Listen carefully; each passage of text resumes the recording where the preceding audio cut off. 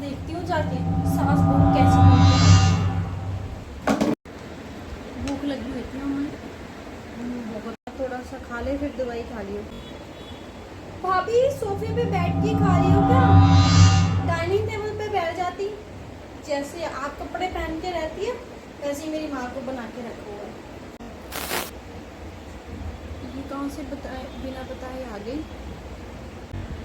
दीदी हाँ नहीं दीदी, वो मेडिसिन खानी थी तो मम्मी ने बोला था कि तू कुछ खा ले थोड़ा सा हल्का, तो मैं ये खाने लगी। मैं रख के अभी चमचा ले लो। आपसे अच्छे तो ना मेरी सास तैयार होके बैठती है, जैसे आप तैयार होके बैठे हो। ये नाइट सूट कौन पहनता? कुछ तैयार ढंग के बन के बैठ जाता है बंदा। और मम्मी आप ये इतने कॉटन के सूट मंगवाने की क्या जरूरत है? अगर नाइट सूट ही पहनना था आपको, आपसे अच्छी तो मेरी दादी सास तैयार हो जाती है जैसे आप तैयार हुए हुए हो। देख बेटे, मेरे से ना होगी तेरी दादी सास की रीस। क्या मम्मी, आपको पता था क्या दीदी आने? अरे बेटा, मेरे को पता होता तो मैं तेरे को बोल देती कपड़े ढक के डाल लेते और मैं खुद भी डाल लेती। हाँ पता होता तो ढंग के कपड़े पहन लेते। आते सुनाना शुरू कर दिया। ये शादी से पहले भी ऐसी थी क्या?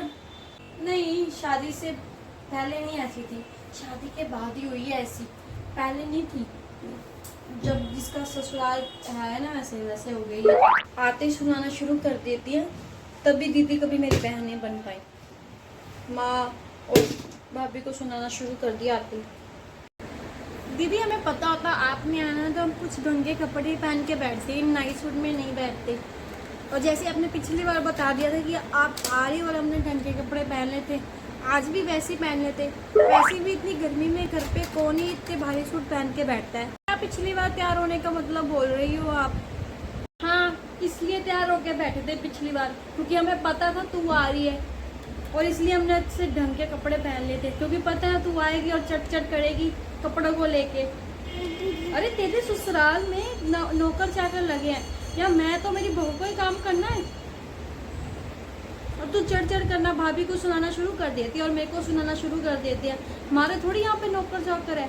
भाभी तेरी मेरी बेटी जैसी है, वो मेरे इतने काम करती जितने काम तू नहीं करती थी मेरे, और तू आके हमें सुनाने लग जाती है।